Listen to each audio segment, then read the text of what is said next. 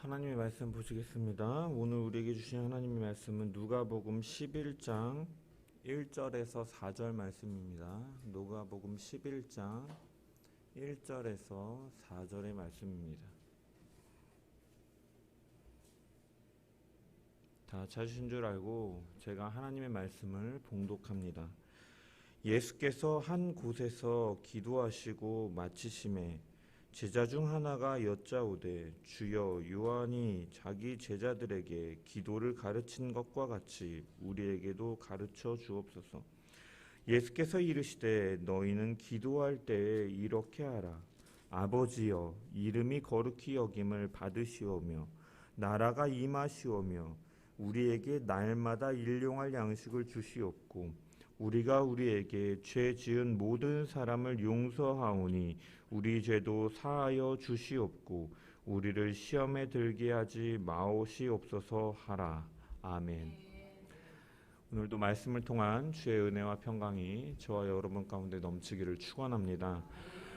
우리는 지난 시간에 마리아 마르다를 통해서 하나님을 사랑한다는 것은 이제 그의 말씀을 듣기를 사모하는 것이고, 또한 하나님께서 환경이나 사람에 의해서 이 주신 사명이 좌지우지 되는 것이 아니라 그분께 집중하고 내게 주신 은사 속에서 충성을 감당하는 것이 바로 하나님을 기쁘시게 하는 것이고 하나님을 사랑하는 것이다 라고 말씀을 나누었습니다.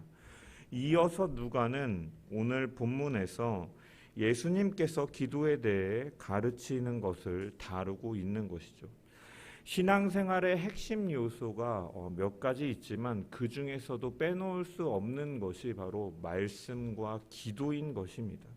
하나님을 사랑하는 자는 말씀에 대한 사모함이 있고 또한 그분과 교제하는 기도가 있을 수밖에 없기 때문입니다. 그래서 누가는 하나님에 대한 충성과 말씀에 대한 사모함을 다루는 이 마르다 마리아 뒤에 이제 기도에 대한 내용 역시도 배치하고 있는 것이죠. 우리가 사람과 동물의 차이는, 결정적인 차이는 무엇이라고 할 수가 있을까요? 창세기 1장과 2장을 보면 하나님께서 세상을 창조하시면서 그 가운데 또한 인간을 창조하시는 이 장면이 내용이 나옵니다.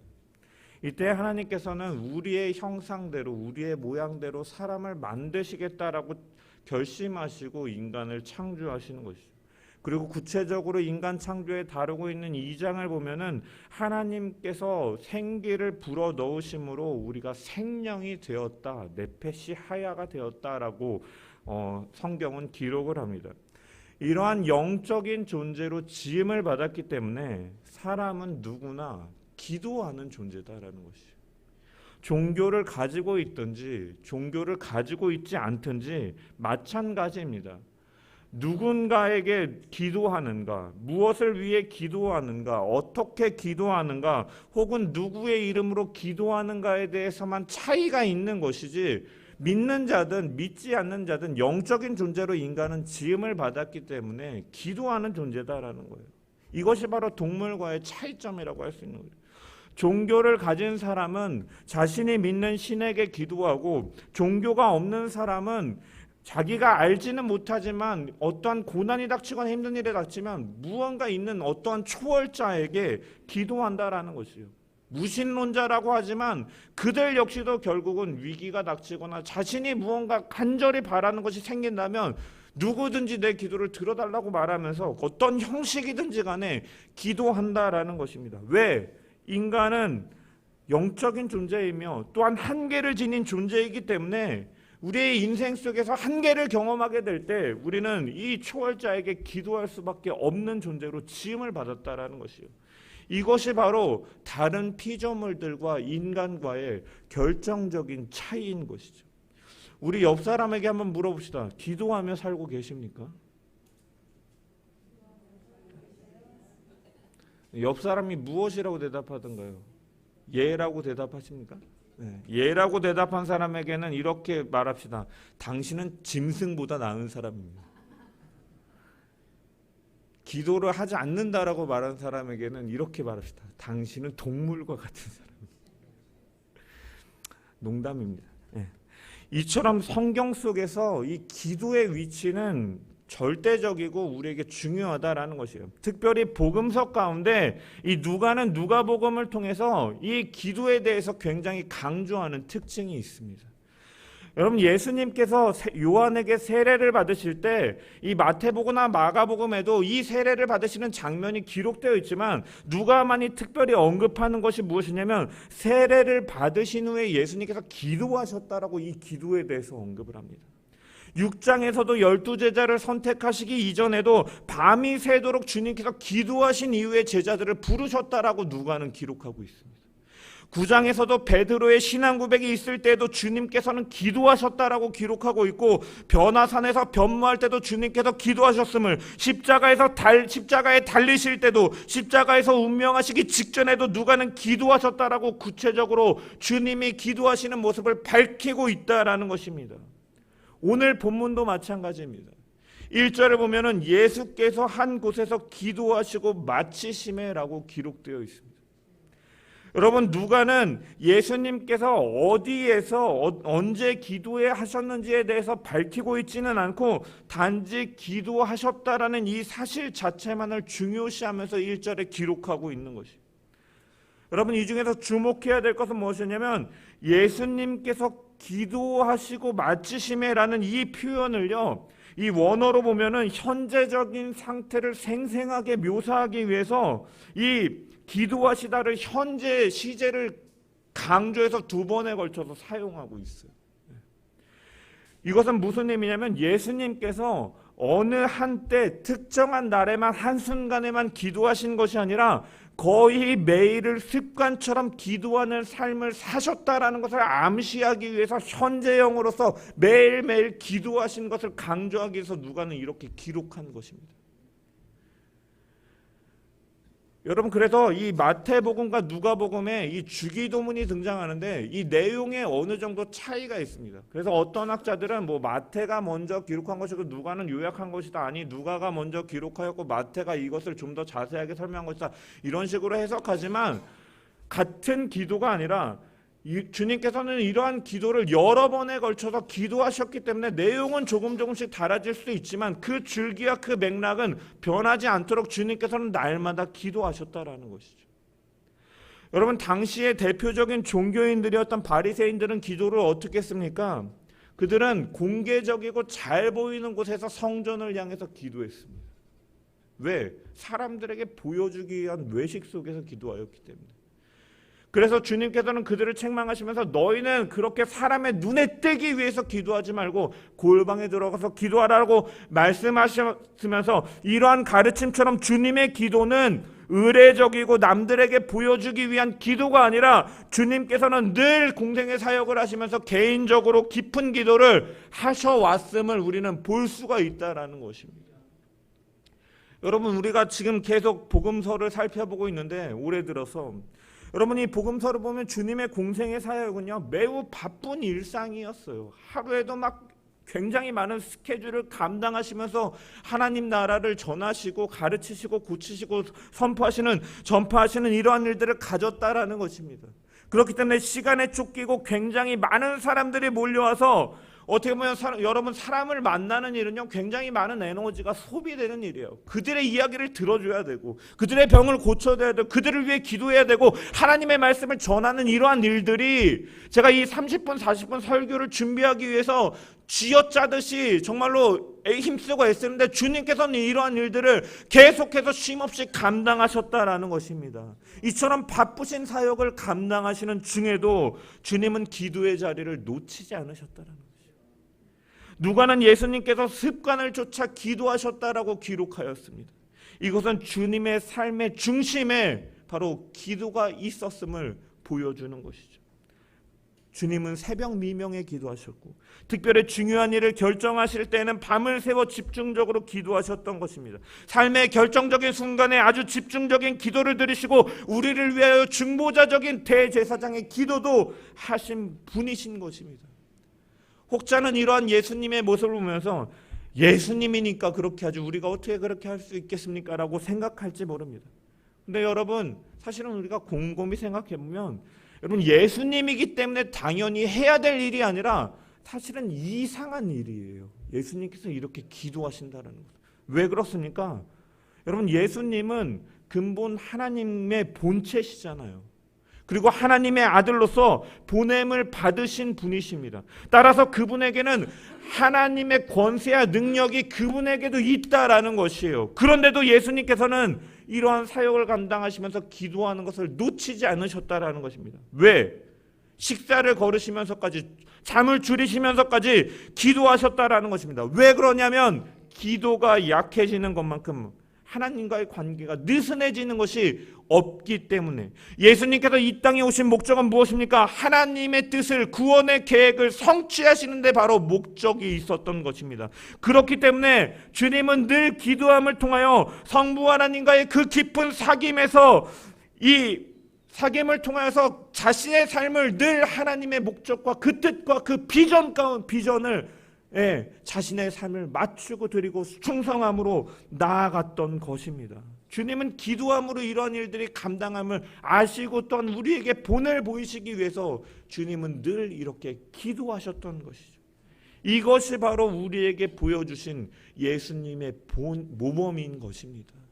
주님은 제자들과 함께 하시면서 먹고 마시면서 단순히 말씀만으로 가르치신 것뿐만이 아니라 삶의 모습을 통하여 제자들에게 교훈하셨던 것이. 이처럼 주님은 기도의 모범을 보이셨고, 따라서 우리 성도의 신앙생활은 기도 생활이라고도 정의할 수가 있는 것입니다. 여러분, 인간의 목적은 무엇입니까? 우리가 소요리 문답 1문함에서 하나님을 영화롭게 하고 영원토록 그분을 즐거워하는 것이다라고 우리가 고백하였습니다. 여러분, 영화롭게 한다라는 것은 어떻게 그분을 영화롭게 합니까? 그분의 뜻과 기대를 알고 분별하고 실천함을 통해서 우리는 그분께 영광을 돌릴 수가 있는데, 여러분, 그것을 어떻게 알 수 있냐라는 것이에요. 말씀을 통하여, 또한 기도를 통하여 우리가 그 뜻과 그 기대와 그 비전을 알 수 있기 때문에 우리가 하나님을 영화롭게 하는 삶으로 나아갈 수 있다라는 것입니다. 또한 그리고 기도함을 통해서 하나님의 마음을 우리가 알음을 통하여 참 기쁨과 만족이 우리 가운데, 위로와 평안이 우리 가운데 주어지게 되고, 그렇기 때문에 그 기쁨을 누리는 즐거움의 상태로 우리가 영원토록 그분을 즐거워하며 살아갈 수가 있는 것입니다. 즉, 우리가 인간의 목적을 제대로 기능하기 위해서는 무엇이 필요하다? 바로 기도가 필요한 것이에요. 그렇기에 성도는 기도하는 사람인 것입니다. 죄 없으신 하나님의 아들인 예수 그리스도가 이렇게 기도하셨다면 사실 우리는 더 많은 기도를 해야 된다는 거예요. 더 많은 기도를. 여러분, 공생의 사역 기간 동안 예수님의 기도 생활은 우리가 어떠한 처지에 있어도 기도해야 된다라는 것을 분명히 보여주는 것입니다. 어떠한 때에도 하나님 앞에 담대히 나아가 능력을 구하고 하나님의 은혜를 구하고 하나님의 힘을 구하며 나아가야 됨을 주님께서 본을 보이신 것을 기억하면서 늘 기도에 힘쓰는 저와 여러분 되기를 간절히 소망합니다. 특별히 또한 누가는 여기 보면은 현재형으로 기록하였고, 또한 예수님께서 한 곳에서 기도하셨다라고 기록하고 있습니다. 여러분, 여기서 한 곳은 어떠한 특정한 장소에 대한 언급이 아닙니다. 그냥 어떠한 한 곳, 어떠한 장소라는 의미입니다. 여러분, 복음서를 보면 예수님께서 하신 기도의 장소에 대해서 마태복음의 26장에 보면 산에서 기도하셨다. 그리고 누가복음 3장에 보면 강에서 기도하셨다. 누가복음 5장에 보면 한적한 곳에서 기도하셨다. 여러분, 이처럼 예수님의 기도의 장소는 여러 장소로 표현되어 있습니다. 여러분, 이것은 무엇입니까? 예수님께서는 다양한 장소에서 기도하셨음을 보여주는 것이죠. 공생의 3년의 시간 동안에 어떻게 보면 짧은 시간이지만 이 기도하신 장소가 이렇게 다양했다라는 것은 그분의 사역이 그 십자가를 향하여 가시면서 늘 바쁘고 그 무거운 짐을 지시면서도 분주하게 이곳저곳을 다니시며 구원의 메시지를 전하시고 하나님의 나라를 선포하시기 위해 분주하게 다니셨기 때문이고, 그러한 분주한 시간들 속에서도 산에서든 호수에서든 사람이 한적한 곳에서든 언제나 주님께서는 하나님께 기도하셨고, 있는 그 자리가 바로 하나님 앞에 무릎 꿇는 자리였음을 우리는 분명하게 바라볼 수 있다라는 것입니다. 이것은 우리에게 중요한 교훈을 주는 것이죠. 그리스도인들의 삶은 여러분, 눈으로 보이기에는 평안할지 몰라도 언제나 우리는 치열한 전투의 현장임을 기억해야 돼요. 왜? 어둠의 영들은 이 믿는 자들을 쓰러뜨리고 넘어뜨리려 하려고 언제나 우리를 공격하기 때문인 것입니다. 그렇기 때문에 영적 전투의 치열한 현장이다라는 것이요. 여러분, 전쟁터에 있는 군인이 정신을 놓고 헬렐레 팔렐레 하는 마음을 놓고 있는 사람은 없습니다. 언제 어디서 총알이 날라올지 모르기 때문에 늘 긴장하며 초소 안에 있고 늘 이렇게 감시하면서 적들의 동태를 살피는 것이죠. 마찬가지로 우리 역시도 늘 이렇게 깨어서 기도해야 된다는 것이죠.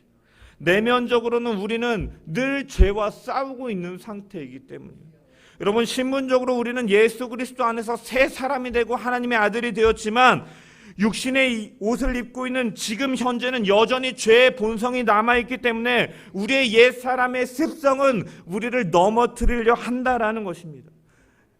아는 맛이 더 무섭다라는 말이 있잖아요. 다이어트의 최대 적은 무엇입니까? 아는 음식, 내가 맛있는 음식이 눈앞에 나타났을 때 그 음식의 맛을 알기 때문에 여러분 입가에 침이 고이고 그 유혹은요 굉장히 견디기 힘들어요.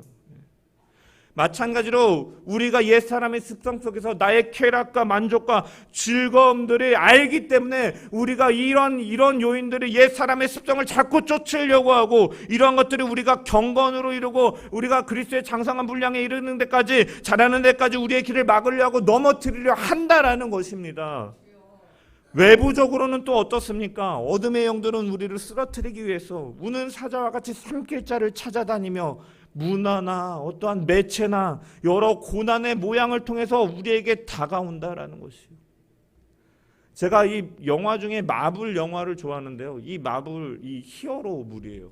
그런데 어느 순간부터 이 영화를 보는데 불편함을 느꼈던 게 뭐냐면, 여러분 이 디즈니가 이 강조하는 것 중에 하나가 뭐냐면요, 이 페미니즘적인 거를 굉장히 강조하고요. 또 하나 강조하는 게 뭐냐면 이 인간 중심적인 사고에서 나오는 이런 동성애 같은 것도 굉장히 자연스럽고 당연한 것으로 여기고 신에 대해서 굉장히 부정적으로 묘사해요. 여러분, 이처럼 이러한 상황들, 이러한 어둠의 영들이 쓰러뜨리려는 이러한 것들은요, 문화를 통해서, 매체를 통해서, 이러한 고난을 통해서 이러한 모양으로 계속해서 다가온다라는 것입니다. 그렇기 때문에 우리는 최후 심판대 앞에 서기 전까지 우리는 늘 마음을 지키며 나아가야 되는데, 그렇기에 우리가 해야 될 것이 무엇인가, 바로 오늘 본문을 통해서 우리는 늘 기도해야 된다는 것입니다.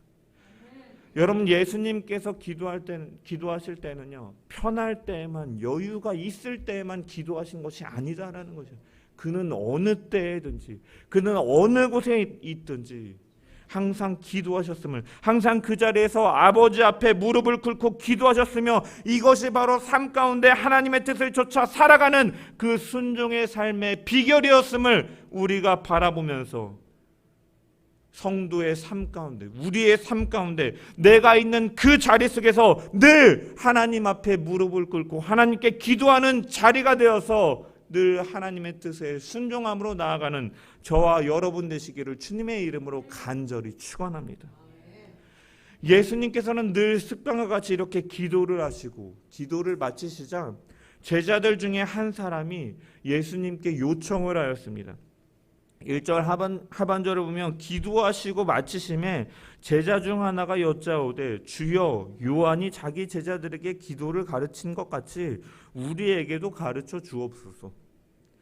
여러분, 한글 성경은 이 제자 중 하나가 라고 번역하였지만 헬라어를 직역해 보면요, 여기 앞에 소유격이 있어서 그의 제자 중에 하나가 라는 의미입니다. 즉 원문상으로 볼 때는 그 제자는 다른 어떠한 사람의 제자가 아니라 바로 예수님의 제자인 것이 뚜렷하게 드러나 있는 것이죠.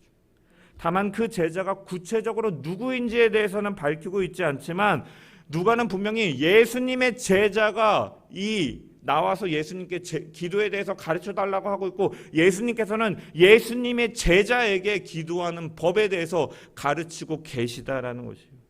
이것은 예수님께서 자신의 제자들에게 기도에 대해 가르친 것을 강조하는 것이고, 그 제자 자체가 누구인 것이 중요한 것이 아니라 이후에 나오는 예수님의 제자들에게 가르친 그 기도의 내용이 중요하다는 것을 암시하기 위한 누가의 문학적인 기교인 것이죠. 그래서 뭐 빌립이 베드로가 뭐 이렇게 밝히는 것이 아니라 그의 제자 중에 한 사람이라고 밝힘을 통해 예수님의 제자에게 예수님께서 가르치신 그 기도의 내용이 중요함을 암시하고 있다라는 것입니다. 여러분, 당시에 이 유대 사회에서요, 랍비들이 그의 제자들에게 기도를 가르치는 것은 굉장히 흔한 것이었습니다. 기도문을 만들어서 함께 암송하고 가르치는 것은 흔하였습니다. 여러분, 기도하는 것을 배운다라는 것은요, 이 추종자들이 그들의 스승과 같은 기도를 함으로써 그 공동체는 유대감을 형성하기도 하고, 또한 이 스승의 가르침이 이 기도 안에, 이 기도문 안에 녹아져 있기 때문에 자신들의 공동체성을 강화하는 수단으로서 이 기도문이 사용되었던 것입니다. 랍비들이 그래서 이 제자들에게 기도문을 이렇게 가르쳐주고 알려줬던 것입니다.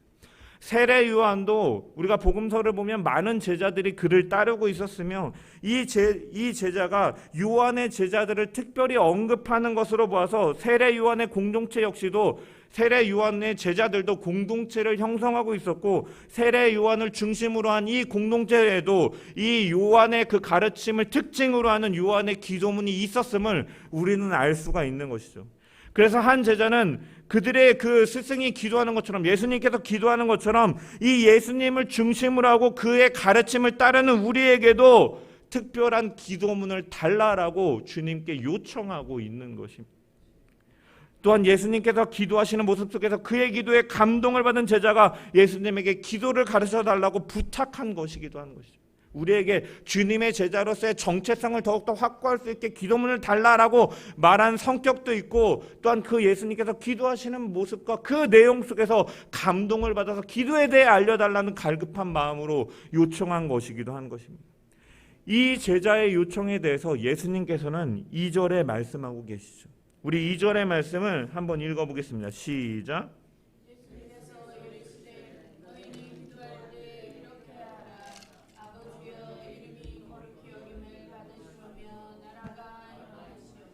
아멘. 기도를 가르쳐 달라는 제자의 말엔 예수님께서는 너희는 기도할 때 이렇게 하라 말씀하셨습니다. 근데 이렇게 하라라는 말을 이 헬라어 원문을 좀 살펴보면 이 레고의 이 현재 명령형으로 레게테라고 이렇게 기록되어 있는데, 이것은 무엇을 의미냐면 말하다라는 의미예요. 말하다. 너희 이렇게 말하라라는 명령형입니다. 여러분, 이 말하라는 명령을 통해서 우리가 직역해서 이 문장의 의미를 먼저 살펴보면 표면적으로 드러나는 것은 지속적으로 소리를 내어서 이렇게 기도할 것에 대해서 명령하시는 것처럼 보입니다. 그러면 이렇게 말하라, 이렇게 기도하라, 이렇게 말하면서 기도하라라고 주님께서 말씀하셨기 때문입니다. 그런데 여러분, 이러한 예수님의 명령은요, 단순히 주님께서 가르쳐 주신 이 주기도문의 내용을 단순히 반복적으로 입술로 암송하는 것을, 말하면서 암송하는 것을 의미하는 것이 아니다라는 것이요. 여러분, 제가 지난주에도 이 소요리 문답에 대해서 10계명의 제7계명에 대해서 말하면서 여러분, 행동은 말에서 나오고 말은 생각에서 나온다라고 말씀을 드렸죠. 마음에서 행동이 나온다고 유대인들의 사고에는 있었다라는 것이에요. 여러분, 따라서 말한다라는 것은, 반복해서 말한다라는 것은요, 그 의미 가운데는 무엇이냐면 예수님께서 가르쳐 주신 이 기도문 안에 담긴 의도와 정신을 너희는 반복적으로 생각하면서 기도하며 말하라라는 의미인 것이에요. 단순히 입술로 말하라는 이러한 기계적으로 말함을 통해서 기도하라는 것을 명령하시는 것이 아니라 이 말 속에 이 담겨있는 주님의 정신과 주님의 이 의미, 이 기도의 의미를 너희가 생각까지도 너희 다 항상 기억하면서 기도하라라는 주님의 명령인 것입니다. 그렇지 않고 단순히 암송을 위한 기도라면 그것은 예수님께서 마태복음에서 산상수훈의 올바른 기도에 대해 가르치시면서 이방인들은 의미 없는 말로 중언부언하면서 말을 많이 하여야 들어주시는 줄 안다라고 말하면서 이러한 권고의 말씀을 하신 것과 위배되기 때문이에요. 주님께서 만약에 이처럼 의미 없이 말하는 것만을 강조하면서 말씀하셨다면 이 마태복음의 가르침과 위배되는 것이죠. 따라서 이 주님의 말씀에는 이 의미와 정신을 너희가 생각하면서 그것을 붙들고 기도하라라는 의미인 것입니다. 여러분, 종교개혁자 루터는요 이런 말을 했다 그래요. 예수님께서 가르쳐 주신 참된 기도의 정신을 망각한 많은 사람들로 인해서 주기도는 최대의 순교자가 되었다. 의미 없이 이 주기도문을 외우는 이 많은 이 교인들 때문에 이 주기도문이 순교자가 되었다라고 표현하는 거예요. 의미 없이 죽어가고 있다라는 표현이, 계속해서 죽는다라는 표현으로 루터가 말하였던 것입니다. 즉 주님의 기도에서 우리는 생각 없이 암송하고 입으로 내뱉는 것이 중요한 것이 아니라, 우리는 기도 속에서는 주님께서 가르쳐 주신 기도의 내용과 정신이 우리의 기도 속에는 늘 담겨 있어야 되고 끊임없이 간구해야 함을 우리는 늘 기억해야 된다라는 것입니다. 예수님께서는 이렇게 하라 말씀하신 이후에 가장 먼저 무엇을 언급하십니까? 너희는 이것을 기억하라, 이것을 기억하고 기도하라라고 말씀하시는데 가장 먼저 언급하는 것이 무엇입니까? 바로 아버지여 이름이 거룩히 여김을 받으시오. 여러분, 이렇게 기도하고 계시다는, 여러분 여기서 우리는 기도라는 것은요 분명한 대상이 있다라는 것이죠. 기도라는 것은 대상이 존재해야 되는데 우리의 기도의 대상은 무엇이 되어야 되느냐? 분명히 하나님을 향한 기도가 되어야 된다는 거예요. 반대로 얘기하면 하나님을 향한 기도가 아니고서는 다른 그 어떤 종교의 기도라도, 무신론자들이 외치는 것이라 할지라도 공허한 메아리에 불과한 것이에요. 하나님을 향하지 않고서는 그것이 기도가 아니다라는 것이에요. 다른 종교를 가진 사람들이 각자 자신들이 믿는 신에 대해서 기도하고, 무신론자들은 알 수 없는 초월자를 향해 마음의 소원을 빌지만 참된 기도는 바로 살아 계시고 유일하신 하나님 오직 한 분을 향한 기도만이 바로 그것이 참된 기도다라는 것이에요. 그래서 우리는 그 하나님께 하는 기도가 진정으로 드려지는 참된 기도임을 우리가 기억하면서 늘 우리는 성부 하나님께 기도해야 된다는 거예요. 여러분, 기도의 대상은요 성부예요. 성부. 성자가 성령이 아니라 성부 하나님께 기도의 대상은. 여러분, 이 하나님을 예수님께서는 뭐라고 말씀하십니까? 아버지다라고. 1차적으로 기도의 대상이 하나님이심을 드러내는 것이고, 또한 그분이 바로 우리의 아버지가 되신다, 우리와의 관계를 보여주고 있는 것이죠. 여러분, 이 하나님이 아버지 된다라는 사실을 알고 우리가 고백하게 된다면 여러분 그 기도의 방향과 특성은 달라질 수밖에 없어요. 그렇기 때문에 이것이 처음에 나오는 이유입니다. 왜냐? 기도의 대상이신 하나님께서 아버지라는 것은요 우리가 구하기 전에 이미 우리에게 필요한 것을 무엇이든지 아시는 분이시다라는 그런 관계가 있는 분이다라는 것이에요.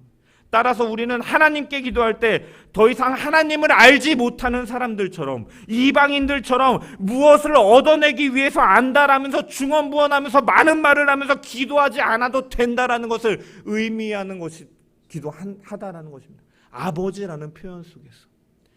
여러분, 특별히 이 아버지라고 번역된 헬라어 파테르는요 이 유대인들이 일상적인 생활 속에서 사용하던 아람어로 번역해 보면은요 아빠라는 단어예요. 아빠.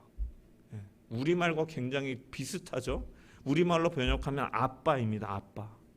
그럼 이것은 1차적으로 주로 어린아이가 아버지를 친근하게 부를 때 사용하는 단어인데, 예수님께서는 하나님을 아빠 아버지라고 부르셨어요. 아빠 아버지. 여러분, 그리고 오늘날 이 아빠라는 단어는요 유아뿐만이 아니라 성인들도 많이, 예전에는 아버지 뭐 식사는 하셨습니까? 진지는 잡수셨습니까? 이렇게 했다면 요즘에는요 다 큰 이 성인들도 아빠라고 불러요. 왜? 언어라는 것은 문화를 통해서 변화하기 때문이죠. 여러분, 저 역시도 결혼하고 아이가 둘이 있지만, 둘이 있는 아빠지만 제가 이 아버지에게 사석에서는 아빠라고, 아빠 이것 좀 해주세요 이렇게 말합니다. 왜? 아버지라는 호칭은 좀 이렇게 딱딱하고 가부장적인 이미지가 있는데 반해서 아빠라는 말에는 친근감이 있고 가깝고 편한 의미가 있기 때문에, 아빠를 그만큼 가깝게 여기고 편하게 여기기 때문에 친밀하게 여기기 때문에 아빠라고 부를 수가 있는 것이죠. 마찬가지로 주님께서는 이 아빠라는 말을 하나님께 사용하면서 기도하고 계시다라는 거예요. 이것은 무엇이냐면 예수님이 성부 하나님과의 얼마나 긴밀하고 친밀한 관계인가를 보여주는 것이고, 또한 이제 이 기도를 누구에게 알려주고 계신다고 했습니까? 예수님의 그의 제자들에게 알려주신다고 했잖아요. 이 기도가 바로 하나님을 이제 너희도 아버지라고 부르라는 거예요. 아빠라고 부르라는 것이에요. 이처럼 예수님과 하나님 사이의 긴밀한 관계가, 이러한 친밀한 관계가 이제 예수 그리스도를 믿고 따르는 제자들에게도 역시 동일하게 적용되고 있음을 주님께서는 보여주고 계시다.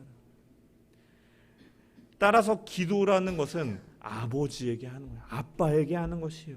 마음이 없는 하나님에게 어떻게든지 설득하고 조르고 떼써서 얻어내는 어린아이의 땡깡 같은 수준으로 하는 것이 아니라, 우리에게 주는 것을 즐겨하시고 우리의 필요를 아시는, 기뻐하시는 그 하나님 아버지의 마음을 알고 믿음으로 우리는 그것을 받아들이는 것이 바로 아버지, 아빠를 향한 기도다라는 것입니다. 그렇게 되면, 그것을 알게 되면 우리의 기도는 바뀌게 되는 것이죠. 기도를 통해서 우리는 그 하나님의 약속을 바라볼 수가 있고, 그 하나님은 신실하심으로 그 언약을 이루시는 분이심을 우리는 늘 경험하며 체험하기 때문에, 이와 같은 약속을 받은 우리들은 이미 하나님께서 우리의 필요를 아시기에 주실 것이다라는 믿고, 그렇기 때문에 우선적으로 기도할 것이 바뀌게 된다라는 것이에요. 그동안에는 하나님에 대한 감사와 하나님의 찬양과 성령에 대한 부분은 잠깐 하고 빨리 내게 주실 것을 막 이만큼 기도하겠다가, 하나님 내게 주시옵소서, 이것도 주시고 저것도 주시고 뭐도 주시고 건강도 주시고 뭐도 주시고, 이렇게 막 했다면, 이제 그것을 진정으로 알게 된다면, 내게 필요한 것을 주시는 분을 하나님임을 알게 된다면, 이제 바뀌게 돼서 주님의 말씀처럼 너희는 먼저 그의 나라와 그의 의를 구하라, 그리하면 이 모든 것을 너희에게 더하시리라 말씀하시는 그 의미를 알고, 이제는 하나님의 나라와 하나님의 의를 위해서 그것들을 먼저 구하는 기도로 바뀌게 된다라는 것이에요. 여러분, 또한 이 아빠라는 단어에는요, 사실 복음이 담겨 있어요. 복음이. 인간은 하나님의 형상대로 창조되었고 하나님과 교제하도록 지음을 받은 존재이지만, 죄로 말미암아서 하나님과의 관계가 단절되는 아픔을 가져왔습니다. 그 가운데서도 신실하신 하나님께서는 우리를 붙들어 가시고 구원의 계획을 계획하시고 그 언약을 이루시기 위해서 우리를 인도하시는 와중에도, 우리는 그 죄성으로 인해서 하나님의 뜻을 거역하고 반역하고 불신하는 모습, 원수와 같은 모습으로 살아가던 우리였다라는 것입니다. 하지만 성부의 구원의 계획에 따라 성자 예수 그리스도가 우리 가운데 오셨고, 예수님께서는 십자가에서 우리의 모든 죄악을 담당하심으로, 피를 흘리심으로 그 예수를 주로 고백하는 자들의 모든 죄를 사하셨으며, 부활하심으로 새 언약을 성취하심으로 하나님의 자녀가 되며 영원한 생명을 누리며 하나님 안에 거하는 그 권세를 우리 가운데 주셨던 것입니다. 즉 예수님께서 이 땅에 오셔서 죽임을 당하시고 부활하심으로 우리에게 주신 최고의 선물이 바로 하나님이 아빠, 아버지가 되신다라는 사실인 것이에요. 예수님의 구원의 목적은 바로 그분의 아버지가 우리의 아버지가 되는 것, 회복되는 것이었고, 마침내 아버지와 누리던 그 말할 수 없는 복되고 영광스러운 그 긴밀하고 친밀한 관계를 우리에게 전수하여 주신 것이다라는 것이에요.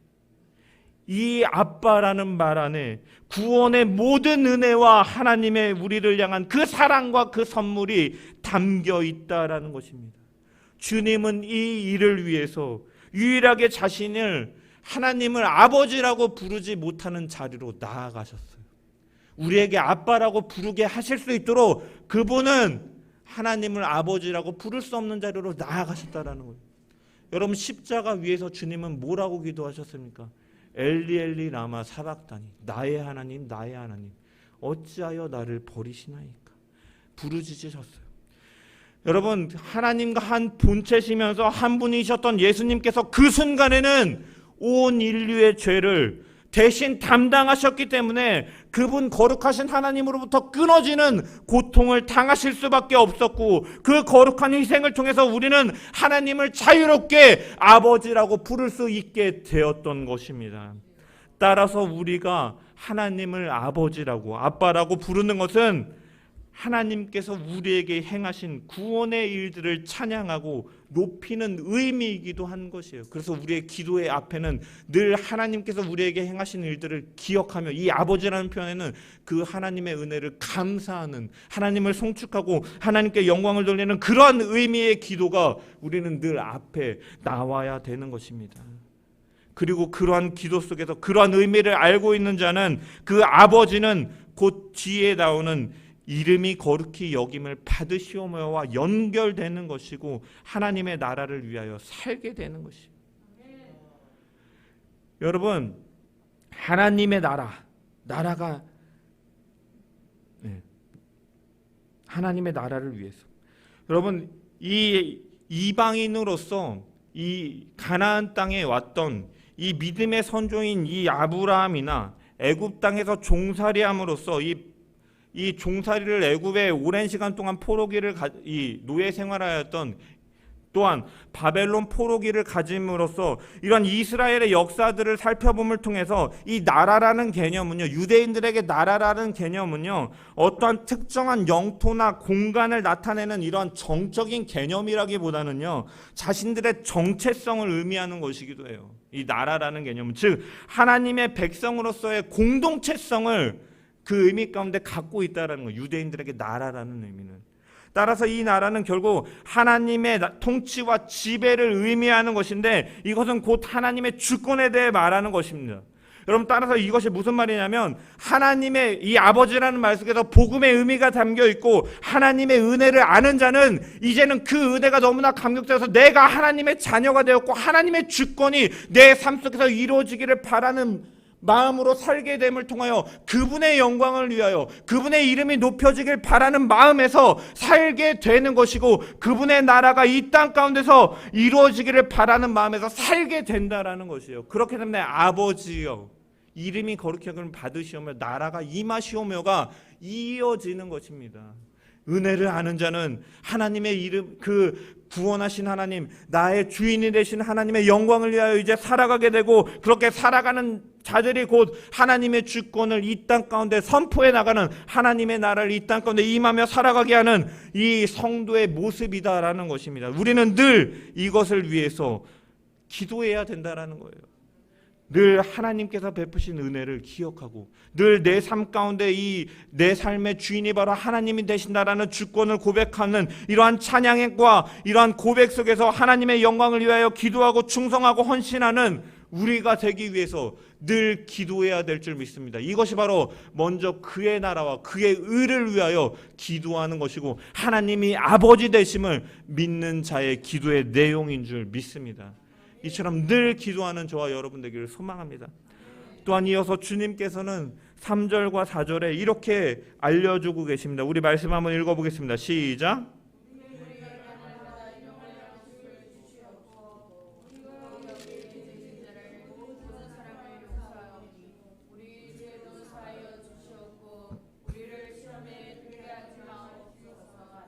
아멘. 주님의 기도의 내용이 이전에는 이제 이 하늘에 대한 것들, 하나님 나라에 대한 것들이었다면, 이제는 땅으로 내려오고 인간의 필요한 부분에 대해서도 분명히 기도하라라고 주님께서는 언급하고 계시죠. 그런데 주목해 봐야 될 것은 땅 위의 것 역시도 구하되 어떻게 구해야 되느냐, 욕심을 가지고 많은 것들을 구하는 것이 아니라 필요한 것만을 구하는 것이죠. 그래서 날마다 구하라, 날마다 일용할 양식을 주옵시고. 여러분, 이 땅에서 필요한 것들 중에 대표적인 것인 이 양식을 가지고 와서 주님께서는 교훈하시는데, 이 양식을 구하되 많은 양식이 풍족하고 배 터지게 먹고 남아 돌 정도로 주님 달라라고 기도하는 것이 아니라, 매일의 필요한 양식을 날마다 구하라고 주님께서는 가르치셨습니다. 여러분, 그렇다면 주님께서는 왜 성도들에게 매일의 필요한 양식만을 날마다 구하라라고 말씀하셨을까? 좀 풍성하게 구하고 쌓아놓고 필요할 때마다 여유 있게 사용하면 좋을 텐데 왜 날마다 일용할 양식만을 구하라고 말씀하셨는가? 여러분, 이것은 하나님의 능력이 부족해서라든지 아니면 하나님이 넉넉히 주시기에 인색하신 분이기 때문에 이렇게 기도하라라는 의미가 아닌 것입니다. 왜? 하나님의 사랑과 능력은 한이 없으시고 성도들에게 모든 것을 넘치도록 채워주기를 즐겨하시는 분이시기 때문에 하나님이 인색하신 분이셔서 하나님이 능력이 부족하신 분이셔서 이렇게 기도하라라는 의미가 아닌 것입니다. 그럼에도 불구하고 주님께서 이렇게 기도하라라는 것에는 분명한 이유가 있다라는 것이죠. 사람이 한 번에 너무 많은 것을 갖게 되면요, 나태해지고 교만해지기 때문에, 그러한 평안함 속에서 하나님을 잊어버리기 때문에, 하나님을 잊고 떠날까 염려하기 때문에 예수님께서는 이렇게 날마다 일용할 양식을 위해서 기도하라라고 기도하신 것입니다. 기도하라라고 가르쳐 주신 것입니다. 애굽에서 종살이를 마친 이후에 적과 꿀이 흐르는 가나안 땅에 들어간 이스라엘 백성들은 바로 그 땅에 적응하자마자 하나님을 잊어버리고 그 땅의 우상의 문화들과 접하며 하나님으로부터 떠나는 모습을 우리는 구약 성경을 통해서 볼 수가 있는 것이죠. 마찬가지로 예수님께서는 이러한 기도를 가르쳐 주심을 통해서 무엇을 말하고 계시냐면, 성도는 매 순간 하나님을 의지해서 살아가도록 하기 위해 매일의 양식을 구하라라고 가르쳐 주고 계시는 것이죠. 이처럼 늘 우리는 우리의 삶 속에서 하나님의 은혜를 구해야 되는데, 이 가운데 매일의 삶 속에서 하나님께서 하나님을 의지하며 살아갈 수 있도록 우리는 늘 믿음을 위해서 기도해야 되는 것이에요. 믿음을 위해서, 필요를 위해서 기도하면서 또한 믿음을 위해서 하나님을 의지하는 믿음으로 살아가게 해달라는 이 믿음을 기도해야 된다라는 것이죠. 또한 4절에 보면 우리가 우리에게 죄 지은 모든 사람을 용서하오니 우리 죄를 사하여 주시옵고라고 가르치셨습니다. 이렇게 기도하라라고 가르쳤어요. 여러분, 이 말씀을 보면 우리가 오해할 수가 있어요. 우리 스스로 어떤 사람에 대한 용서가 하나님의 용서의 조건이 되는 것처럼 보일 수가 있다는 것이에요. 먼저 우리가 다른 사람을 용서할 때 하나님께서 용서해 주신다, 어떤 용서의 조건으로 보여지는데, 사실은 이것은 오해죠. 사람에 대한 용서가 하나님의 용서의 조건이 될 수는 없어요. 무슨 말이냐면, 인간이 어떠한 행위를 한다고 해도 그러한 행위로 인해서 그런 조건적으로 하나님의 심판대 앞에서 피할 수 있는 자는 아무도 없다라는 것이요. 여러분, 하나님의 심판 앞에서, 진노 앞에서 인간의 행위로 피할 자는 아무도 없다라는 것이요. 하나님의 일방적이고 주도적인 복음의 은혜를 통해서만 용서를 받는 것이지 우리 안에 용서를 받을 만한 조건이나 자격은 없기 때문이에요. 그렇다면 주님께서 이렇게 기도하라라고 말씀하신 이 내용 속에서 담긴 의미는 무엇인가? 여러분, 자신이 참 죄인이고 악한 자이고 죽을 수밖에 없는 자라는 사실을 인식하는 사람은요, 다른 사람보다 내가 하등이 나을 것 없다라는 사실을 알게 되는, 무엇보다도 내가 정말 죽을 자인 것을 알게 되는 사람은요, 나보다 남을 낮게 여기게 된다라는 것이에요. 그렇게 되면 남의 실수라도, 남의 어떠한 잘못이라도 나에 비하면 아무것도 아니기 때문에 그것을 용서할 수 있게 된다라는 것입니다. 그렇기 때문에 여러분, 이 기도 속에 담긴 의미는 무엇이냐면요, 이 명령, 이 기도의 가르침에는요, 너희는 하나님께서 영원한 죄를 용서해 주신 것을 기억하라라는 의미예요. 그 은혜를 기억하며 살라라는 것이에요. 그리고 그 은혜를 받은 자이기 때문에 너희는 마땅히 너희가 살면서 다른 사람들이 때로는 너에게 실수하고 때로는 잘못을 저지른다 할지라도 너희는 더 큰 죄를 용서받은 1만 달란트 빚진 것을 탕감받은 자이기 때문에 너에게 작은 잘못을 저지른 자는 용서함을 통하여 그 삶을 살 수 있도록 너희는 구하라라는 것입니다. 우리는 하나님의 용서를 받은 자로서 이웃의 허물을 용서함으로 믿는 자로서 합당한 삶을 살아가게 되는 것이고, 그러한 모습을 통하여서 하나님의 용서와 사랑을 세상에 전할 수 있게 되는 것입니다. 이처럼 저와 여러분의 삶 가운데 이를 위하여서 늘 기도함으로 하나님의 사랑이 나타나는 삶 될 수 있도록 우리는 늘 기도하고 그러한 사랑의 실천이, 사랑의 향기가 드러나는 저와 여러분 되기를 간절히 주님의 이름으로 축원합니다.